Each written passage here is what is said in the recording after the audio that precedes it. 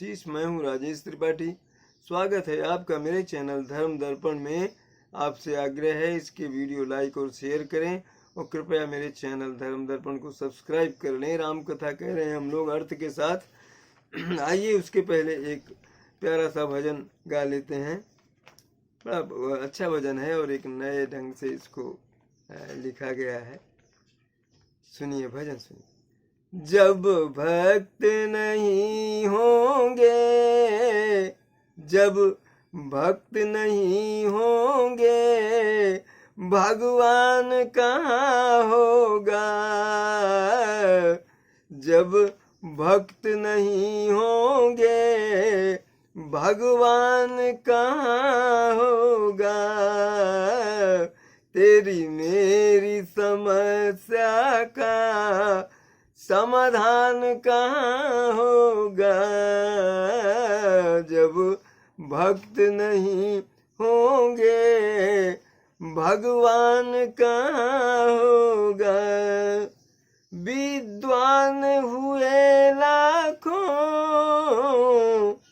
विद्वान हुए लाखों और ज्ञान भी देते हैं, पर रावण जैसा कोई, पर रावण जैसा कोई विद्वान कहाँ होगा।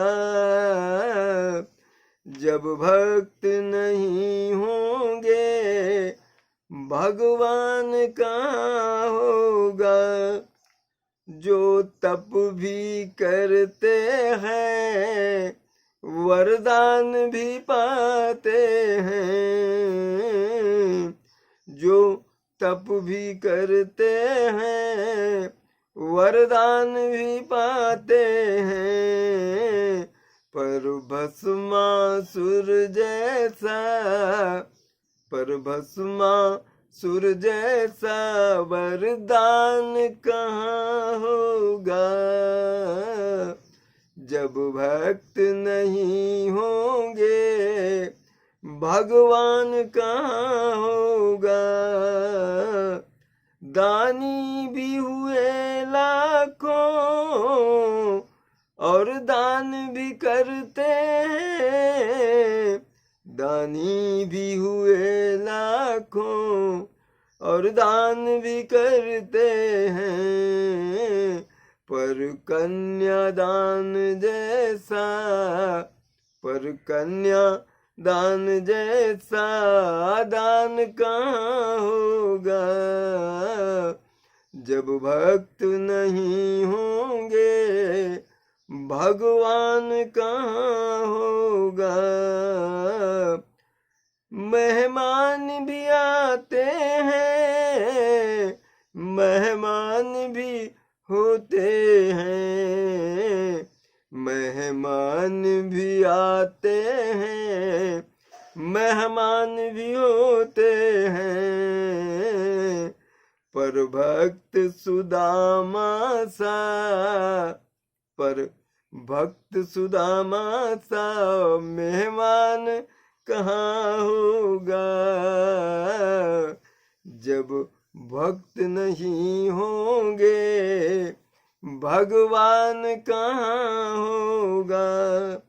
भक्ति भी मिलती है और शक्ति भी मिलती है, भक्ति भी मिलती है और शक्ति भी मिलती है, पर हनुमान जैसा, पर हनुमान जैसा बलवान कहाँ होगा। जब भक्त नहीं होंगे, भगवान कहाँ होगा।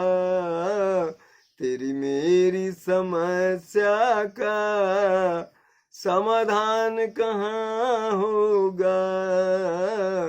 जब भक्त नहीं होंगे, भगवान कहाँ होगा। आइए कथा में प्रवेश करें।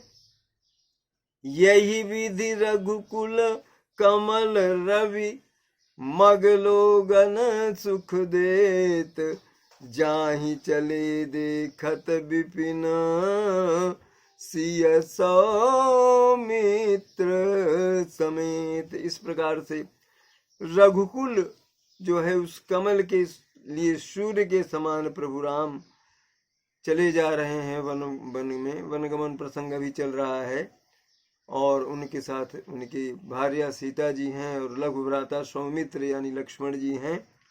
आगे राम लखन बन पाछे, आगे राम लखन बन पाछे, तापस बेस विराजत काछे, उभय बीच सिया सोहति कैसे, ब्रह्म जीव बीच माया जैसे। लक्ष्मण जी जो है वो, राम आगे चल रहे हैं, लक्ष्मण जी सबसे पीछे चल रहे हैं और दोनों जो है तापस के वेश में है, तपस्वियों के वेश में है। उभय बीच सिय सोहत, इन दोनों के बीच में सीता जी कैसे शोभायमान हो रही हैं, जैसे ब्रह्म और जीव के बीच में माया हो। ब्रह्म कौन है? यहाँ राम है, जीव है लक्ष्मण, और बीच में ये माया हो जैसे, ऐसी सीता जी शोभायमान हो रही हैं वनगमन में, मार्ग में चलते हुए।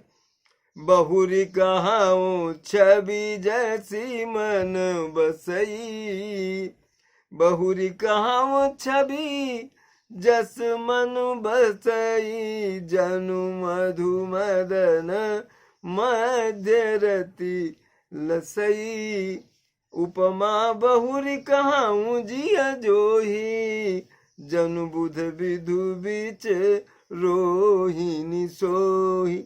फिर जैसी छवि मेरे में मन में बस रही है, उभर रही है, वो मैं कहता हूँ कि मानो बसंत ऋतु और कामदेव के बीच में रति, कामदेव जी की स्त्री जो है चल रही है। इस तरह से राम लक्ष्मण सीता लग रहे हैं। फिर एक और उपमा आ रही है मेरे मन में कि जैसे बुध जो है, बुध चंद्रमा के पुत्र माने जाते हैं, और चंद्रमा के बीच में रोहिणी चंद्रमा की स्त्री जो है वो शोभायमान है। इस तरह से राम लक्ष्मण सीता लग रहे हैं। प्रभु पद रेख बीच बीच सीता, धरनि धरत मग चलती सभीता, सिया राम पद अंक बराए, लखन चलहि मगु दाहिन बाएं। प्रभु पद रेख बीच बीच सीता, प्रभु रामचंद्र जी के जमीन पर अंकित होने वाले जो पद चिन्ह हैं, चरण चिन्हों के बीच बीच में पैर रखती हुई चल रही सीता जी की, कहीं उनके पद चिन्ह में उनके पैर न पड़ जाएं, कहीं भगवान के चरण चिन्हों में उनके पैर न पड़ जाए, ये डर रही। उधर क्या है, लक्ष्मण जी के साथ क्या हो रहा है कि भैया के भी पद चिन्ह बन रहे हैं, भाभी के भी बन रहे हैं। अब वो क्या करें, वो सीधे तो चल नहीं सकते, कभी पद चिन्हों को बचाने के लिए बाएं आते हैं, कभी दाएं चलते, इस तरह चल रहे हैं। लखन चलहि मगु दाहिन बाएं, कभी दाएं कभी बाएं ऐसे रखते हुए। ये मान्यता थी उस समय की, ये मर्यादा थी बड़े भाई भाभी के प्रति श्रद्धा की।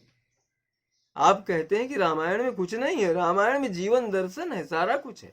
ये है, ये अगर हम आज मानकर चल रहा होता हमारा समाज, तो भाई भाई में द्वंद्व ना होता और पारिवारिक कलह नहीं होता। रामायण मार्गदर्शन देती है आपको कैसा जीवन जीना है, भाई के प्रति आपका क्या व्यवहार हो। ये टिप्पणी मुझे व्यवस्था बस करनी पड़ी, क्योंकि कुछ ऐसे बुद्धि का जिनको अजीर्ण है वो कहते हैं कि रामायण क्या कीर्तन है।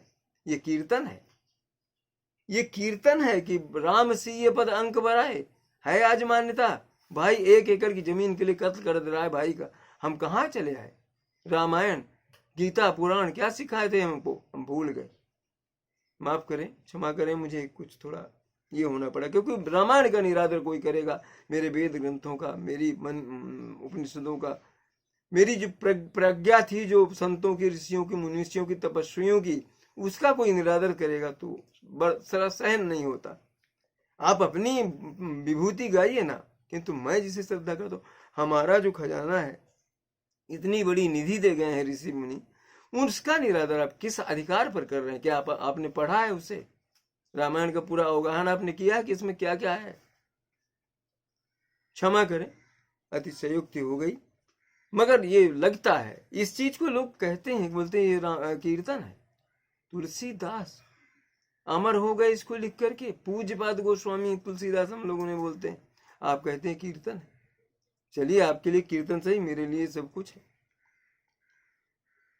राम लखन सिया प्रीति सुहाई, बचन अगोचर किमि कही जाई।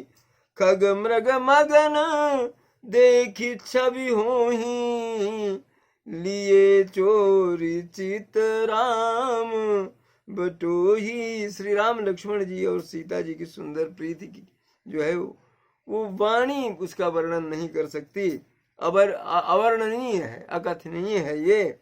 अतः वो कैसे कही जा सकती है? कवि कैसे कहे उसे? पक्षी पशु और उस छवि को देख करके मग्न हो रहे हैं, पथिक रूप में श्री रामचंद्र जी, और उनके भी जो चित्त चुरा रहे हैं खग मृग का। जिन जिन देखे पथिक प्रिय सिय समेत दो भाई, भव मगु अगम आनंद ते बिनु श्रम रहे सिराय। जिन जिन लोगों को दर्शन हुए इन तीनों के, तो बिना किसी श्रम के उनको इतना आनंद मिल रहा है रास्ते में, इनका पथ में इनका दर्शन करके। अजहू जासु उर सपन हुकाऊ, बसहुरा लखन सिया राम बटाऊ। राम धाम पथ पाइय सोई, जो पथ पाव कबहू मुनि कोई। कहते हैं आज भी जिनके हृदय में स्वप्न में भी कभी लक्ष्मण राम और सीता जो है ये तीनों इस बटोही बन माने जो तापस वेश में जो ये स्वरूप उनका आ जाता है, तो रामचंद्र जी के परम धाम को जो है उसको पा जाएगा वो। और जिस मार्ग में कभी कोई बिरले मुनि ही जिसको पाते हैं वो पा जाएंगे सहजता से। तब रघुबीर श्रमित सिय जानी, देख बिटक बटु शीतल पानी। तहाँ बस कंद मूल फल खाई, प्रात नहाई चले रघुराई। रामचंद्र जी को ये अनुभव हुआ कि सीता जी चलते चलते मार्ग में श्रमित हो गई हैं, थक गई हैं। तो देखा कि वहां पर एक बड़ा बट वृक्ष है और पास ही शीतल पानी का भी ये है जलाशय है, तो वो वहां पर बैठ गए थोड़ा श्रम को कम करने के लिए, और कुछ कंद मूल फल आदि खा करके प्रातः काल स्नान आदि करके फिर आगे बढ़ चले भगवान राम लक्ष्मण और सीता। देखत बन सर सैल सुहाए, वाल्मीकि आश्रम प्रभु आए। राम दीक मुनि बासु सुहावन, सुंदर गिरि कानन जलु पावन। इस तरह से नदियों सरोवरों को देखते हुए, पर्वतों को देखते हुए भगवान राम जो है वाल्मीकि ऋषि के आश्रम में पहुंच गए। उन्होंने देखा कि बहुत ही सुंदर रमणीय आश्रम है वाल्मीकि जी का। वहां पर बड़े बड़े पर्वत, रमणीय पर्वत हैं, वन हैं और जलाशय हैं। सरनि सरोज बिटप बन फूले, गुंजत मंजु मधुप रस भूले। खग मृग विपुल कोलाहल करहीं, विरहित बैर मुदिंद मन चरहीं। सरोवर में सुंदर कमल खिले हुए हैं, वनों में वृक्ष फूल रहे हैं, मकरंद भंवरे जो हैं वो फूलों का पुष्प पराग और रस चूस करके मस्त हो रहे हैं, गुंजार कर रहे हैं, गुंजायमान कर रहे हैं। बहुत से पक्षी पशु जो हैं कोलाहल कर रहे हैं, कलरव कर रहे हैं, और जो बैर से रहित होकर के ये आपस में जो है एक साथ विचर रहे हैं, रह रहे हैं। सुचि सुंदर आश्रम निरखी, हर से राजीव नयन। सुनि रघुबर आगमन, मुनि आगे आये उले। इतना सुंदर आश्रम देख करके कमल नयन राजीव लोचन भगवान राम जो है बहुत ही प्रसन्न हुए। ऋषि वाल्मीकि को ज्ञात हुआ कि प्रभु वन मार्ग में चलते हुए उनके आश्रम के पास आ गए हैं, तो आगे बढ़कर अगवानी करने के लिए वो चल पड़े उनको लेने के लिए। मुनि कहूँ राम दंडवत कीन्हा, आशीर्वाद विप्रबर दीन्हा। देख राम छवि नैन जुड़ाने, करि सन्मान आश्रम ही आने। मुनि कहूँ राम दंडवत किया। जब आगे वाल्मीकि जी आ गए तो प्रभु ने उनको दंडवत किया, प्रणाम किया और आशीर्वाद भी उन्होंने वाल्मीकि जी ने प्रभु को आशीर्वाद दिया राम को। देख राम छवि नयन जुड़ाने, नयन तृप्त हो गए ऋषि वाल्मीकि के प्रभु का दर्शन करके। राम का सम्मान के साथ उनको अपने आश्रम ले आए। मुनिवर अतिथ प्राण प्रिय पाए, कंद मूल फल मधुर मगाए। सिय सौमित्र राम फल खाए, तब मुनि आश्रम दिए सुहाए।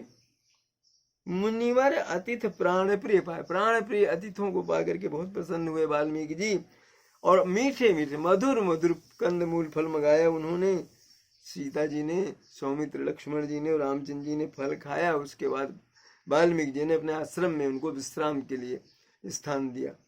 वाल्मीकि मन आनंद भारी, मंगल मूर्ति नयन निहारी। तब कर कमल जोरी रघुराई, अबोले बचन श्रवण सुखदाय। बहुत प्रसन्न प्रफुल्लित हैं वाल्मीकि जी। इतनी जो मूर्ति है भगवान राम की छवि है उसको देख करके बहुत ही प्रसन्न हो गए हैं। तब कर कमल हाथ जोड़कर उसके बाद भगवान राम ने जो है उनसे वाल्मीकि जी से कहा, तुम त्रिकालदर्शी मुनि नाथा, विश्वबदर जिमि तुम्हारे हाथा। अस कही प्रभु सब कथा बखानी, जही जही बात दीन बनरानी। भगवान ने कहा कि आप तो त्रिकालदर्शी हैं, आपके हथेली में सारा विश्व का ज्ञान है, सब कुछ आपके करतल में है। मगर फिर भी उन्होंने अपनी पूरी कथा सुनाई कि इस तरह से कैकेयी ने उनको वनवास दिया 14 वर्ष का। तात वचन पुनि मातु हित, भाई भरत असराओ। मो कहूँ दरस तुम्हार प्रभु, सब मम पुण्य प्रभाव। लखन सिय रामचंद्र शंकर उमा, बोलो भाई सब संतन की जय। उमापति महादेव की जय। कथा विसर्जन होत है सुनहु वीर हनुमान, जो जन जहाँ से आए तहाँ करो प्रस्थान। जय जय श्री राम।